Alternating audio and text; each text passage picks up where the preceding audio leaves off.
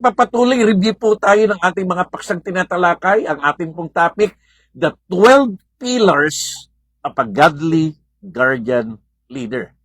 Tinalakay na po natin yung unang apat. Number 1, guardian of authority. Number 2, guardian of integrity. Number 3, guardian of justice. At kahapon tinalakay po natin, guardian of truth. So ngayong umagang ito, tatalakayin po natin ang ikalamang gampanin ng mga tinatawag nating lingkod bayan, bantay bayan, lingkod ng Diyos, or guardians of God. Pakisulat po natin. Ang ikalimang tungkulin gampanin ng isang lingkod bayan, sila pa yung mga tinatawag nating guardians of courage. So kailangan maging mapagbantay din sa tapang sa paglilingkod. Let's be real and let's be honest. Fear is real. Lahat po tayo ay nakakaranas ng takot.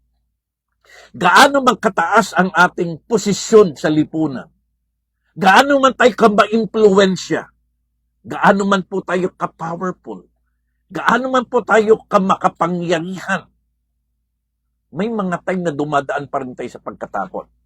Fear of rejection, fear of failure, fear of criticism, fear of loss, fear of struggle, fear of death, at yun ang nangyari ngayon, the fear of crisis.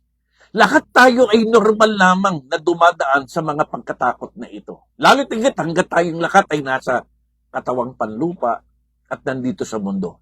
Pero ito po yung twist.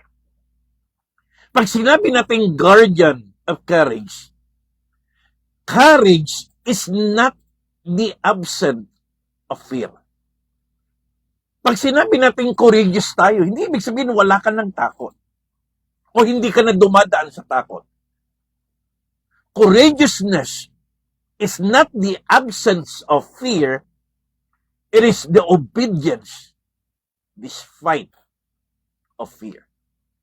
Pag sinabi natin guardian of courage, yes, nakaka-encounter tayo ng mga takot, nakakakita tayo ng mga takot, nakakaramdam, nakakarinig tayo ng mga takot, subalit, bilang mga guardians of courage, kahit may takot, mas pinipili pa rin nating sumunod, magtiwala, at maglingkod sa Diyos sa pamamagitan ng ating bayan.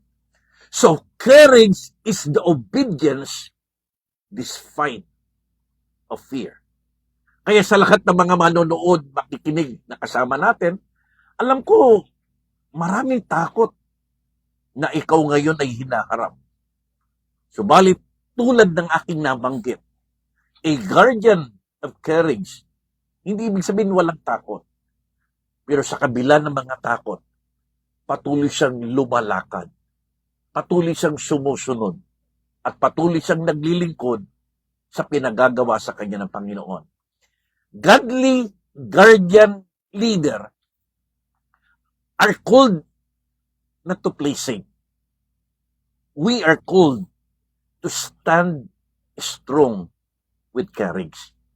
Kaya sa lahat po ng mga lingkod bayan, sa lahat ng mga lingkod ng Diyos, sa lahat ng mga pinuno na itinalaga at itinayo ng Diyos, we are called not to play safe.